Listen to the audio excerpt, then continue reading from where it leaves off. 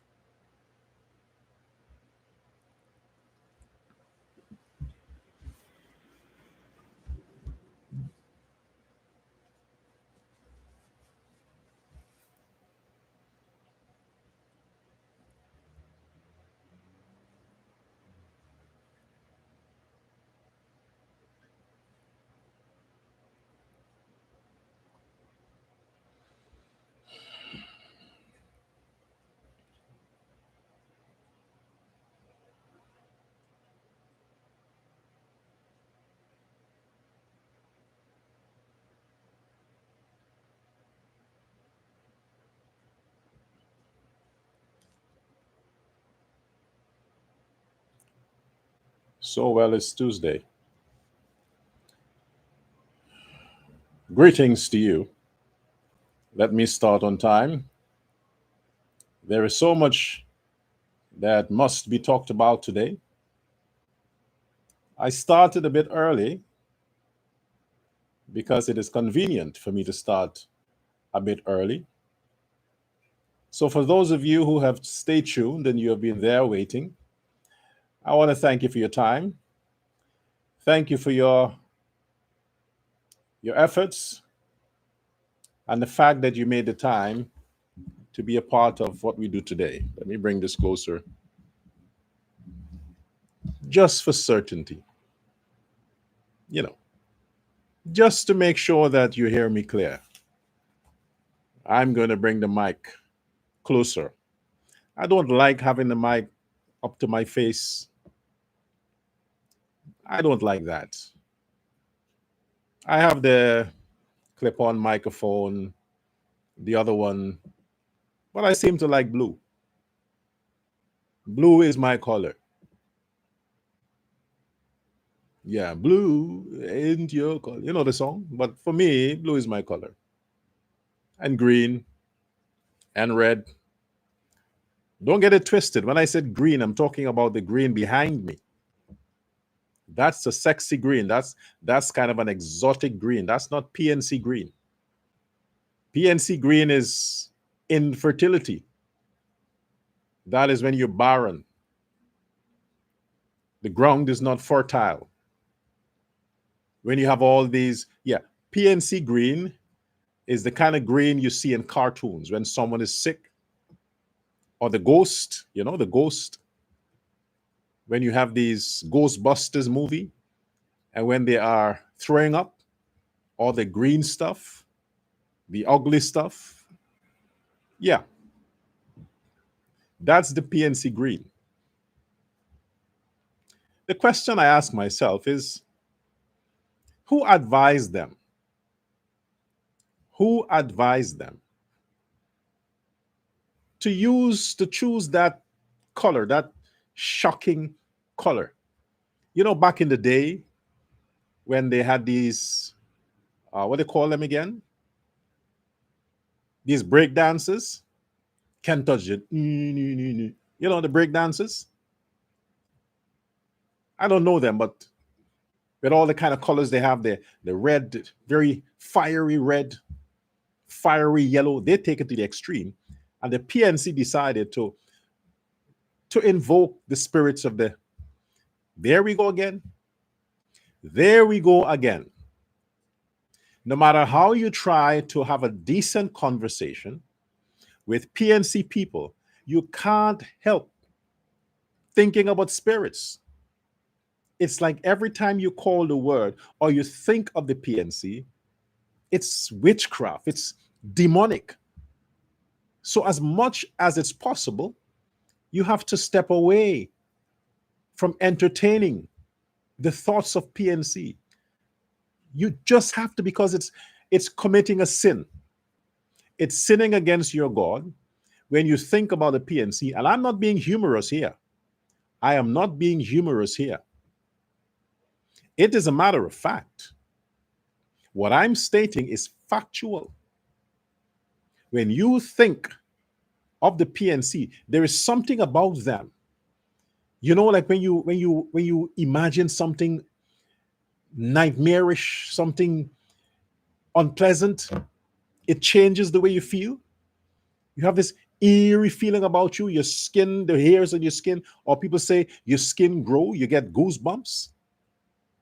That's the experience you have when you think about the PNC and talk about the PNC. Because that curse that they sustained upon themselves due to their actions back in the day, it lingers with them. It has transformed itself to children and grandchildren. So it is no coincidence. It is by no coincidence that you find certain blacks in the ghetto, father is a murderer. Children come out to be thugs and thieves and murderers. It's not a coincidence. It's what your scripture says. The sins of the fathers would fall upon the third and fourth generations of them to come. The sins of the fathers in the PNC on the Burnham time, no amount of begging and pleading and baptism and begging for redemption and to redeem themselves, none of that helped, because their children and their grandchildren are the ones who fill the prison houses. Early youthful death. Children of the PNC people who committed those crimes back in the day. So when you as a person, when you associate yourself with PNC people, especially when they attire themselves or adorn themselves in the colors of the PNC, there is a certain depressive feeling that comes over you. It's like driving through the public roads. You can tell if you are not from Guyana, by mere experience in traveling around the world, you know exactly when you are passing by or through a black neighborhood. You know, you don't have to ask. You can tell, oh, this is a neighborhood for the Negroes. Why? Because whenever you are approaching a black neighborhood, there's a certain darkness, a certain discomfort. Your brain goes into the protective mood. Your entire being builds a fence around you in preparation for something bad happening. You can't help it. This is not being racial or discriminated. No, it's a matter of fact. When you are passing through certain neighborhoods, you can tell it's pro-black. The outlook, the vision, the image of that neighborhood. Garbage everywhere, broken street lamps, broken houses, terrible looking places. The fences are not properly built. The houses are lapidatical. The dilapidated houses. The roads are filled with holes and these broken streets. You can tell that this is a neighborhood that black people are. And when you exit those neighborhoods and you are approaching a neighborhood that is predominantly Chinese or Indians or Europeans, you can tell, especially the Indians. When you are approaching an Indian neighborhood, It's the first thing you ask yourself is, can I buy a house in this neighborhood? You don't want to rent. You want to own a property in those neighborhoods because the roads are beautiful, the infrastructure, the buildings, the businesses, the people. It's you don't want to leave. You feel secure. That you automatically pull your defenses down. You get rid of all your defenses. You want to be vulnerable. Just do as you wish with me, because I know at the end of the day I'm going to leave here peaceful and rich. That's your thoughts. And if there was another way around the black neighborhoods, you will choose that option because you don't want the experience of going back through the black neighborhoods. This is a matter of fact. And this is not today. This is forever. The question I asked myself as a young man growing up is why isn't it that none of these blacks are bothered by the condition of which they subject themselves to? Why they're not bothered? Why none of them cannot have community spirit like the Indians? Come together, clean your drainage, clear the bushes, help the neighbor build his fence, help the neighbor renovate his house. Do something. Because a bad impression on the neighborhood affects everybody in the neighborhood. I always ask myself, why can't the black people unite like the Indians? Just see yourself as a community, not an individual household. And that was then. I still ask the question today. And we get into politics. No, the question I've asked before is this. How many breakaway parties you have from the PPP? The main one would have been the PNC, because Forbes Barnum was a part of the PPP. Yeah, he was Chetty's trusted buddy. Chetty never thought that this lawyer and this guy who was so spiritual and religious had what it took to turn out to be the man he turned out to be. Never thought it was possible. However, the PNC, all the parties that are now contesting the elections in Guyana, there were how many? Touting 28, 24? And it comes down to 7. All the loudmouth, all the boasting, all those who know how and what and where and when, all those people who always have ideas, they know better. They know how to govern Guyana. They're the experts. But they had to drop out.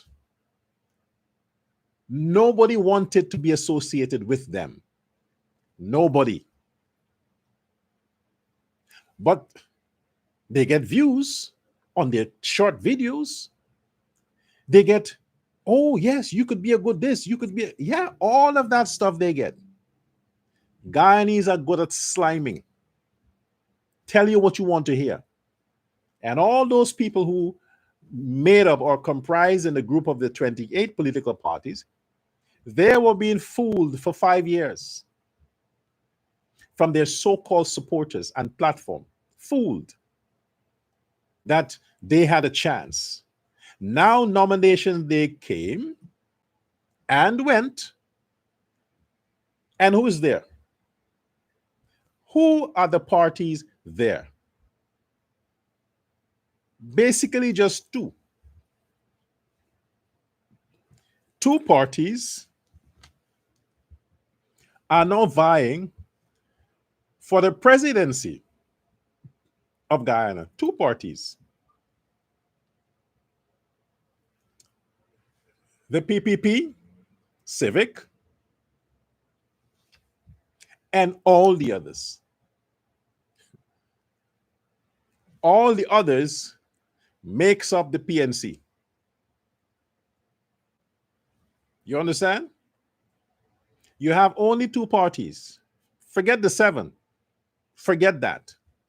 There are only two parties that are contesting the regional and national elections in Guyana. Two. I need to emphasize that. Not seven. Don't get it twisted. Two. The PPP, number one, and the PNC. All them other losers, all these other women scorn. You know, the other women who form parties, they want to show the man that they can do better without him. You know, the typical black woman thing. All of them is just because their emotions are running wild. They're still angry. The man didn't come and beg them yet. They're showing him that they have options. He's not the only one, and especially the fact that he's fucking ugly. He ain't the only one. They have other choices. So they're showing him, if you can do it, I can do it. But at the end of the day, they're still the same. They are the same. So it's two, PPP and PNC. It has always only been two parties contesting the Guyana elections. Two. So you, the Guyanese citizen, be not dismayed. Prince Ali is in charge. And wherever the PPP is, that's where the Holy Spirit of God is. God is not a part of confusion. Confusion is of the devil. Satan and his angels are lovers of confusion. On Guyana's political platform, Satan is the PNC. The angels of the PNC are the people scattered amongst the seven parties contesting the election. They are just the angels of the PNC, who is the devil, against God, the PPP. Yes. And look at what happened. The PNC adopted a kid.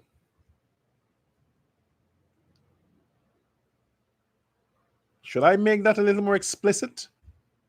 The PNC adopted one of their thugs. As a matter of fact, they kidnapped the thug who was hanging around the PPP. They lured him and said, hey, you see, those folks don't like you.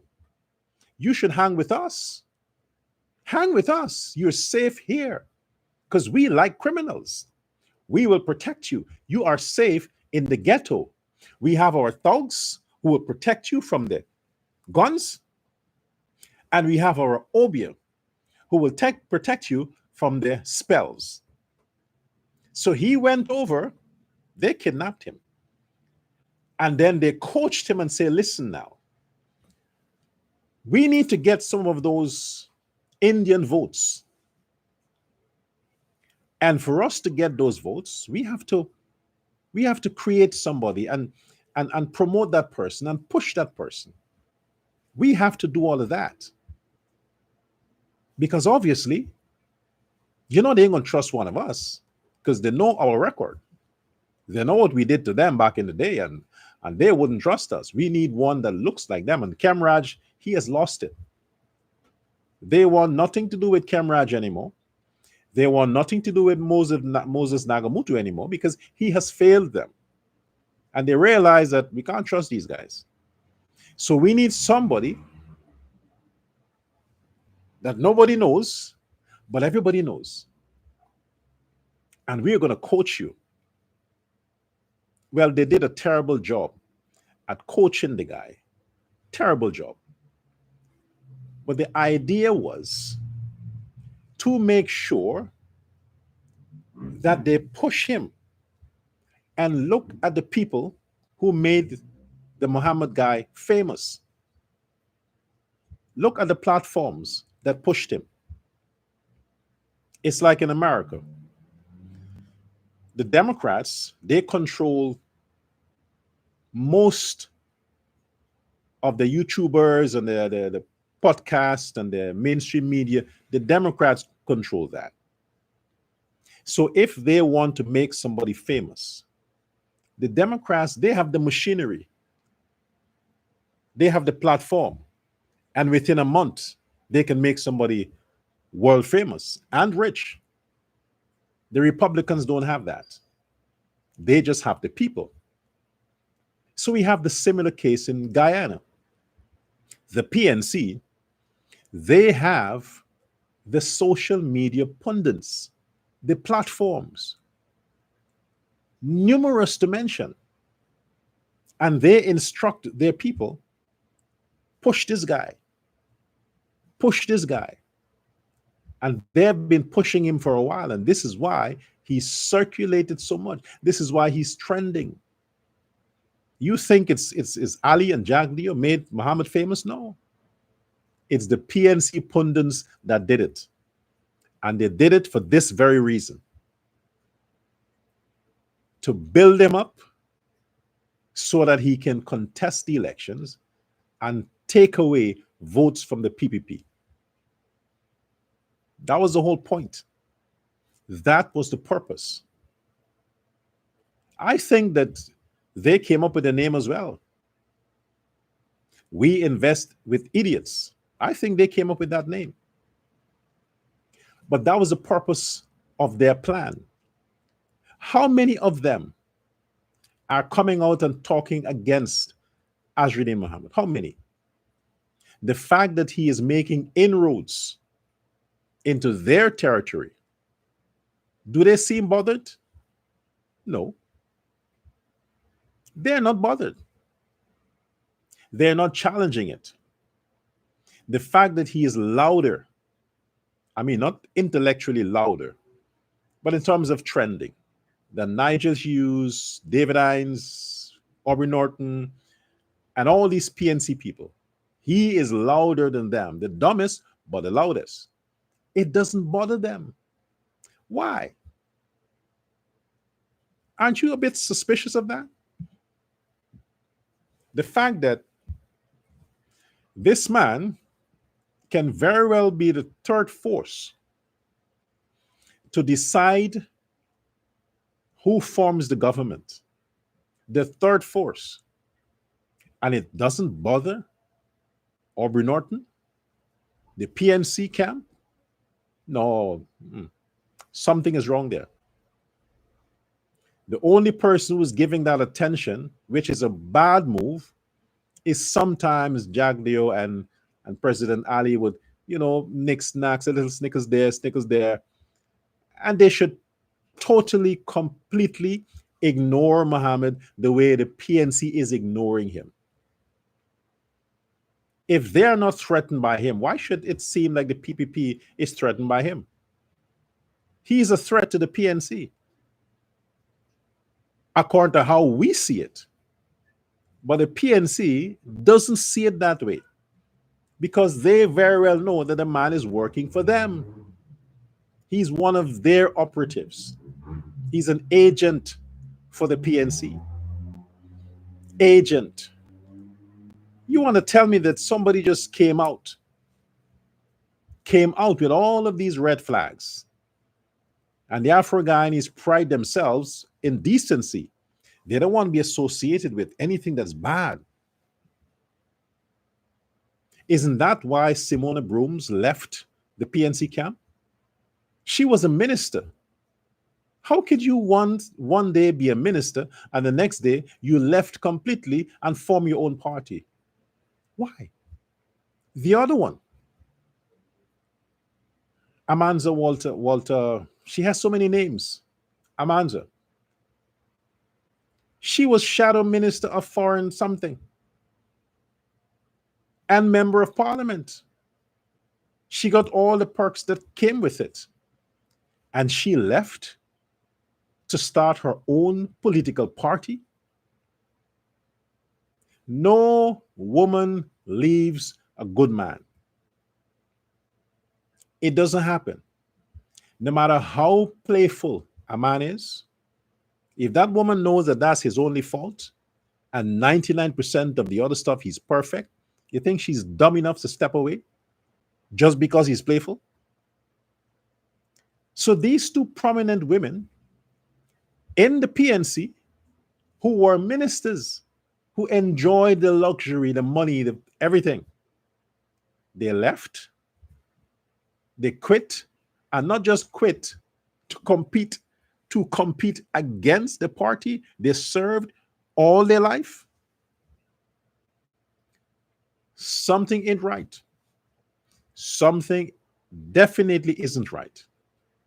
Why aren't we questioning that? You think this is just about Aubrey Norton? He is just one that we see. There are lots of other evil villains behind the scene in the PNC, lots of others in the executive that we are not seeing. We are judging their exit because they had some feud with Aubrey Norton. No, it's bigger than that, it's bigger than him. So that's the question we should ask ourselves. Why is it that after serving as minister in the PNC government, Simona Bruns decided that she will start her own party instead of standing by the party that she was in and served as minister and all the kind of stuff? She decided to quit. It should raise some red flags. And when I say this is not about coalition, AFC or APNU, they are all PNC. Don't burden your mind with thinking that these are separate entities. They came out of the PNC. The PNC is their home. They may wonder. They may go rent someplace somewhere because they're bitter with the house rules. But when they can't pay their rent, where do you think they go? Back home. That's where they go. So all these people that stepped away because they're bitter, they're angry, they wanted position, or is it that they know the evil that's been done and their conscience wouldn't allow them to continue to support and subscribe to that evil? So they decided, no, I can't be a part of this any longer, government or not. Isn't that the reason why they quit? Because of the bad things that's happening in the PNC camp? All the negative things they did? Isn't that the reason why they quit? I think that's the reason. And we should explore that. This is not one man. One man cannot affect the entire executive. Not just one man. Because they elected him. So how come suddenly they changed their minds? This is because of the practice of the PNC. They realize that they don't want to be a part of that. They don't want to be a part of the policies of rigging. They don't want to be a part of all of these undermining your own and this conspiracy, that. They don't want to subscribe to that. So they decide to step away, to quit. But not just to quit, to compete against the mother house. They decide to compete against their mother house. And that's being ungrateful. If they had gone over to the PPP, you will say, okay, they saw better opportunities, and like the others who left recently, you can understand that they're looking for a better chance. They want maybe a chance to be vice president or prime minister. All that could be the case. So you can understand if they decide to step away. But to step away and start their own party, knowing that the only people who they can influence are people who are supporters of the PNC, isn't that detrimental to the PNC? If they love the African village so much, Why divide it? Why divide it? Why break away? Why try to undermine it? Why try to kill it? Why not, even if you don't want to serve under Aubrey Norton, does it mean you have to leave the party, quit the party? I don't think so. I don't think it means you have to quit the party or leave the party for that. I think in other words, you could just do the groundwork, try to build, try to unite. And now that you have this great threat that you claim you're not a part of Azzrudin Mohammed, that is going into your territories. He is literally taking over Linden. The Barnum's tongue, the tongue that did the biddings of Forbes Barnum, the tongue that were there at his beck and call. Look who is making inroads. He is taking over the PNC people in Linden, taking them over. Look at the people who are running behind Azzrudin Muhammad. Take a look at them. How betrayed the PNC executive must feel if they're saying that they're not the ones who built Muhammad up. Let's give them that. How devastating they must feel to watch their supporters, their support base, running and standing and shoring up Azzrudin Muhammad and nobody. Idiot. They are smarter people in the PNC camp. All of them are smart, academics. And look who their supporters are praising, are idolizing. And he just came on the scene. Why are they doing that? Are they trying to send a message to Aubrey Norton? Are they trying to hold them at ransom to say, hey, you have not served us when you were in government. You didn't serve us when you were in the places of government. You didn't do any of that kind of stuff. So the fact that this guy came on the scene, we are going to turn our backs on you. We don't have to know him. You can say what you want about him. The fact is, we don't want you. So we're going to support him. That must be a great betrayal to the PNC. You think that you had these people. Now you're seeing you don't have them. They're showing you. I mean, you can't do them anything.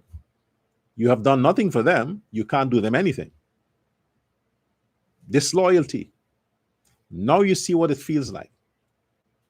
Aubrey Norton, now you see what it feels like to be betrayed, not to keep your word, to be a liar, a deceiver. Your people has done it to you.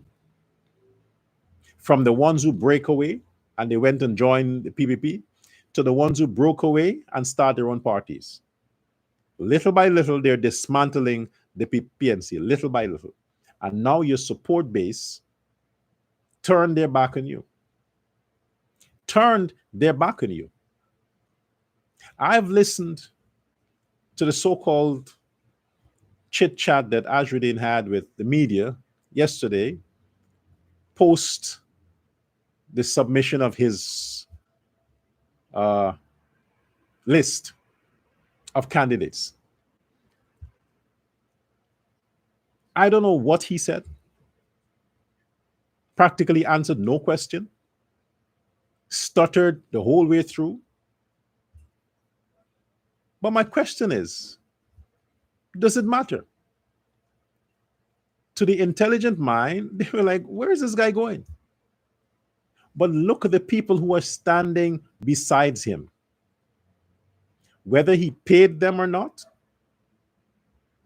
that's not the concern. The concern is if they have a bone to pick with the PNC executives, They're not going to settle with just the money they were paid. They would give their votes also. They would give their votes also just to send a message to the PNC. The large percentage of the Afro-Guyanese in Guyana are upset with Aubrey Norton because they think, one, he stressed Amna Ali out of our life. He pushed out the prominent women who would have competed with him for the leadership, blackmailed them, do whatever he had to do to get them out. So you need to understand that blacks are sympathetic. And they're not done with that. It wasn't a fair deal. It wasn't a fair competition because they know that there were better candidates in the PNC besides Norton. But he undermined all the others because he didn't want a woman to replace him. So what happened? Most of the people from the PNC that are supporting Azzrudin Mohammed are women, PNC women, simply because of what Aubrey Norton did to the women in the PNC. They left and their children left with them to support Azzrudin Muhammad. And it doesn't seem to bother Aubrey Norton.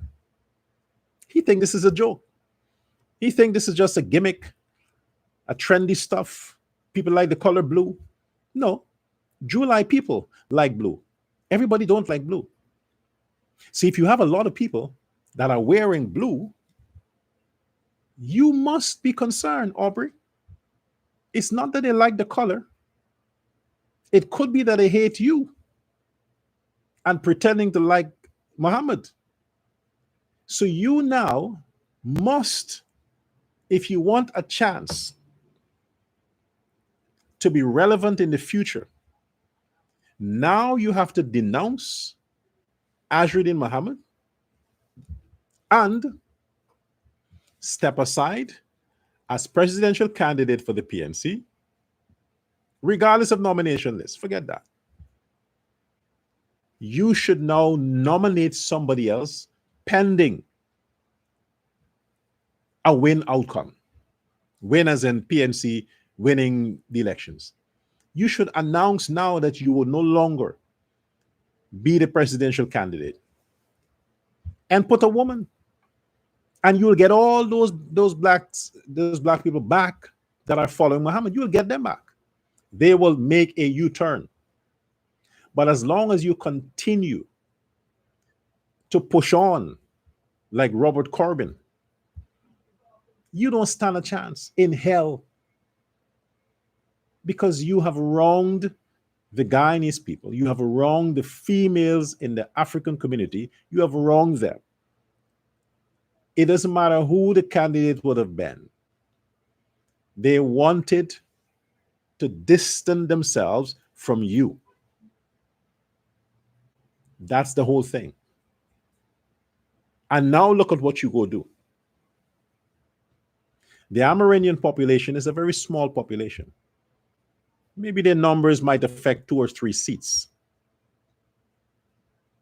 You haven't only insulted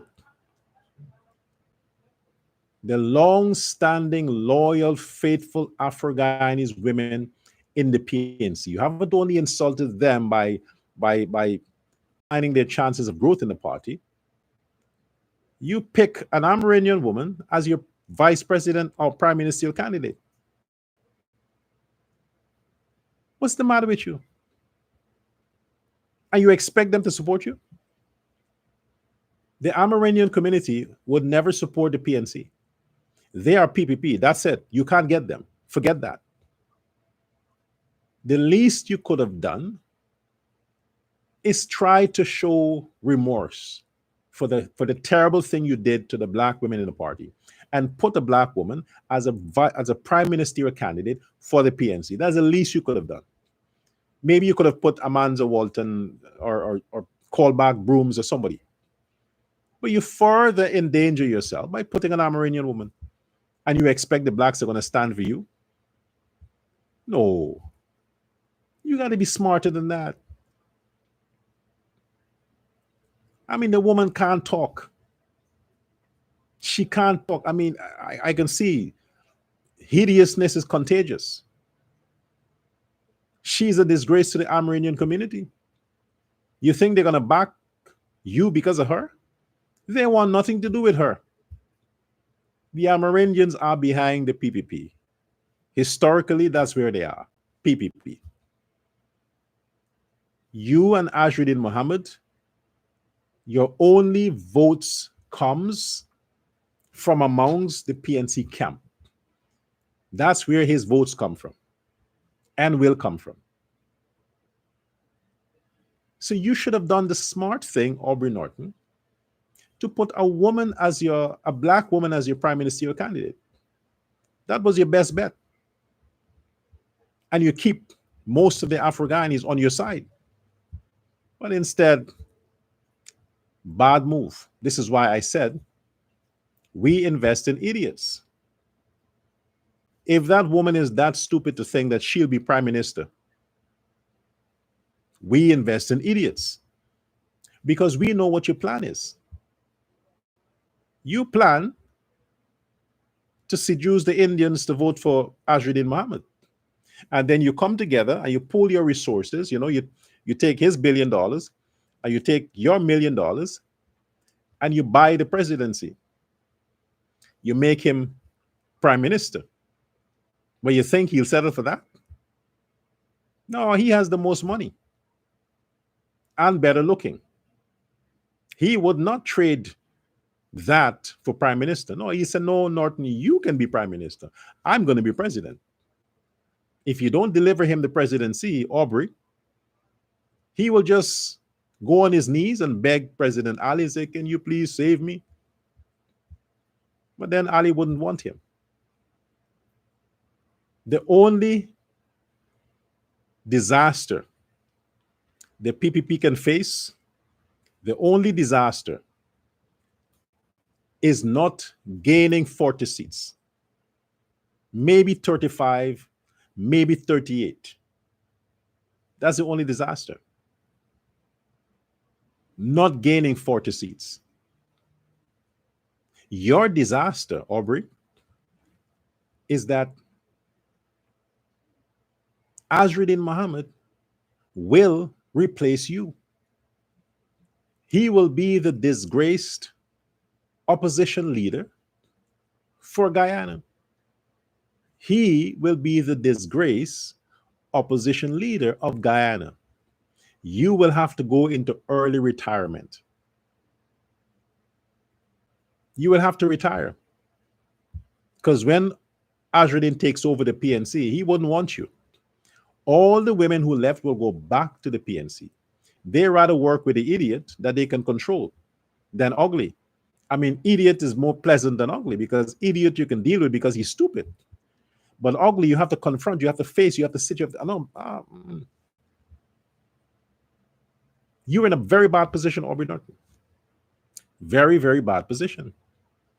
So if you think this is going to go down nice and slow and soft and smooth in your favor, nope, it wouldn't.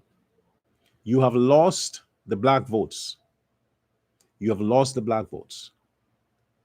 All these people that are talking on your behalf, Gordon Mosley, Enrico Wolford, David Hines, this man, Wayne Caesar. How did he get the name Caesar? That's a disgrace. He is a disgrace to that title. Something that Wayne Caesar is pushing. Where does he stand? I am not offering other options. I am telling people you only have one option, the PPP. There is no other option.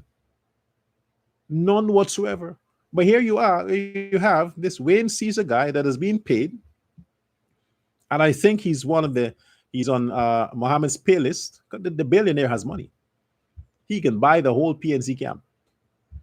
He is telling his listeners that they don't only have PNC, they have other choices. They can also focus on the other small parties. What kind of a disloyal nonsense is that?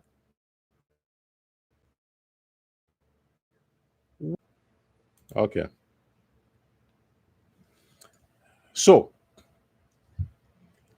this is the thing with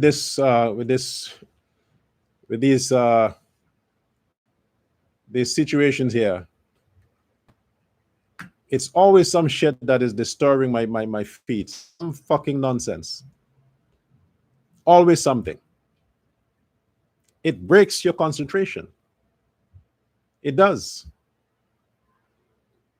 All the internet, you upgrade them, but they're not the things that they're not delivering the services you ask them for. You're paying for the services, but they're not delivering it. It's not as if it's not there. You're paying for it.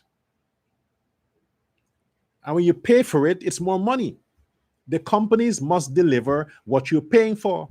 And these fucking idiots here that run these companies, you call them every time, the whole day you're calling them.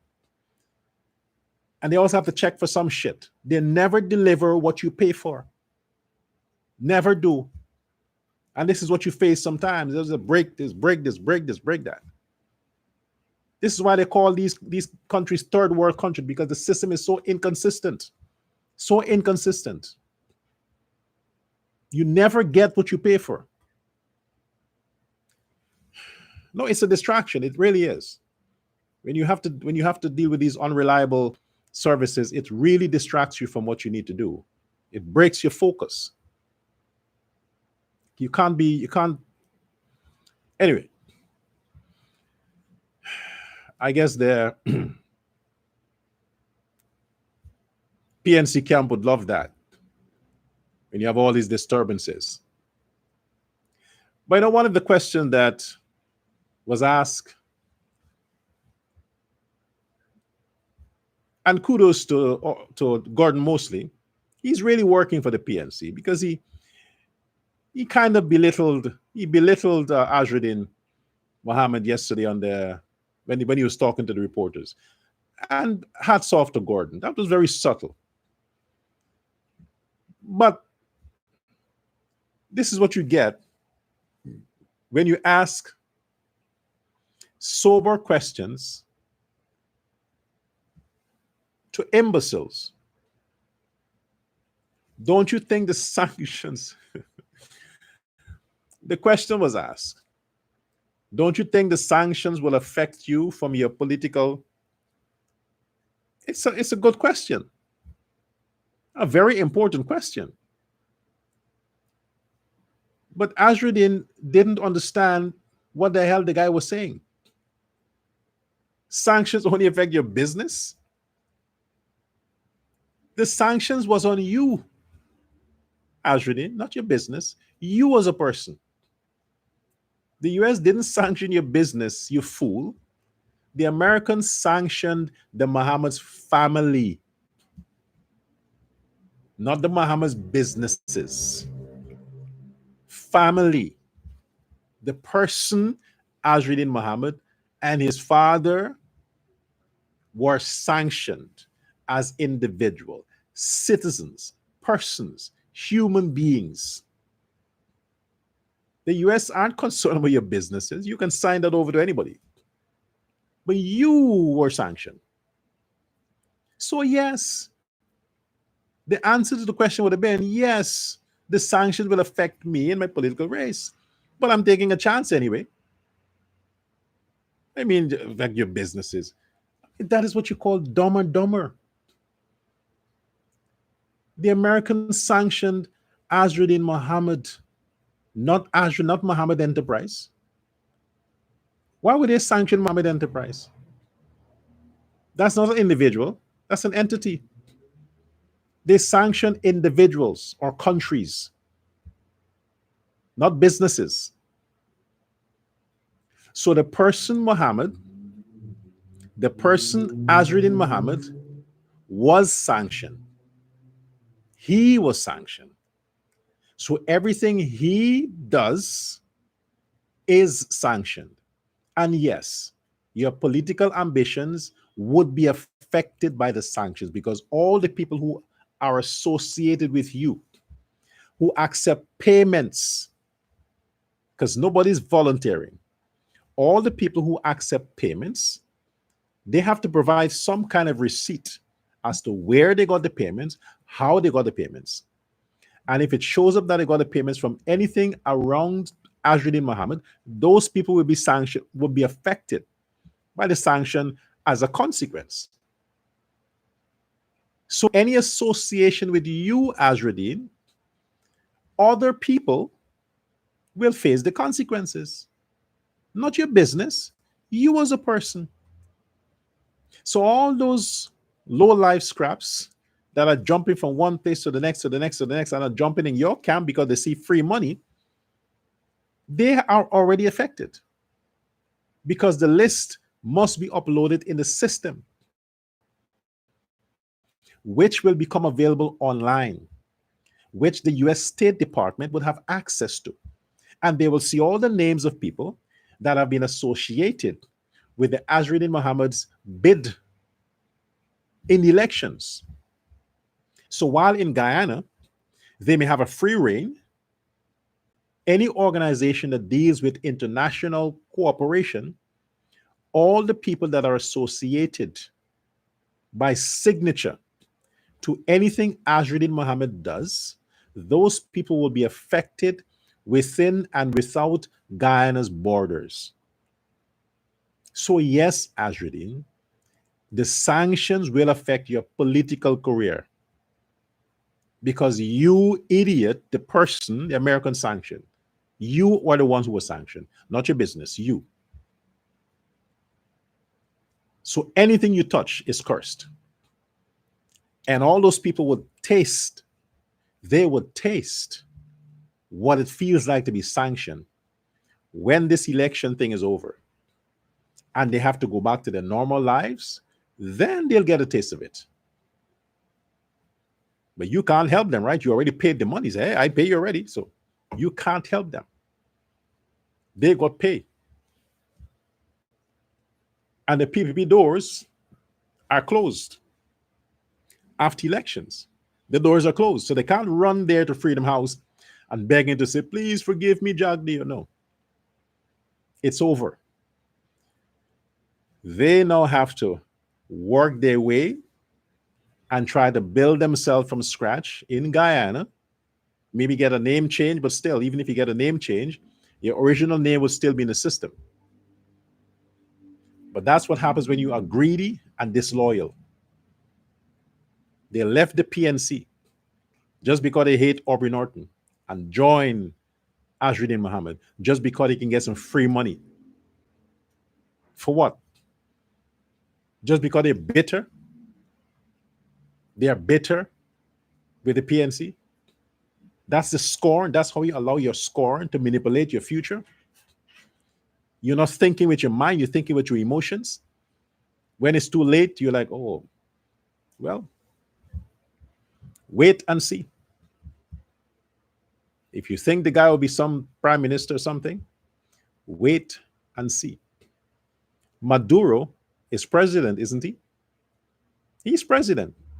But yet, everyone that is associated with Maduro is sanctioned, even as he is president. Everyone is sanctioned. They can't do anything out of Venezuela, nothing. They can't go nowhere. They can't do any business out of Venezuela because their boss is sanctioned. He is sanctioned. So even if Azzrudin makes it as a security guard of the parliament, that wouldn't help you. When the Americans, if they lift the sanction, which I doubt they would, then you might have some fresh air to breathe. But as long as the sanctions is in place on Azzrudin Muhammad and his father and his family, all you people that are running after him now, you're wearing that blue. I don't know since when Africans like blue. I think Africans like yellow and green. All you wearing the blue, you'll see. That will not cool you off from the sanction. It won't cool you. The fire is coming. But it's too late. GCOM already has the list. Your names are there. It's too late. You could quit. You could quit now, but it's too late. What I recommend you do in the meantime is just go over to the PPP and find out what you can do. Vote so that the PPP has 40 seats. Vote. And if the PPP has 40 seats, laws can be enacted, laws can be changed to make sure that in the future, people like Azzrudin Muhammad never gets anywhere close to politics or pursuing politics because of their criminal record. Give the PPP the majority in the parliament, 40 seats, and let them save Guyana with rewriting the constitution, updating the laws so that we can be as a first world country, but not as Haiti and the other places where idiots run it. Anyway, today I'm just gonna go for an hour. I see I'm having internet problems, but thanks again. Join me again tomorrow, and we'll continue with Uncensored Guyana with me, Dr. Love Prasad. Take care.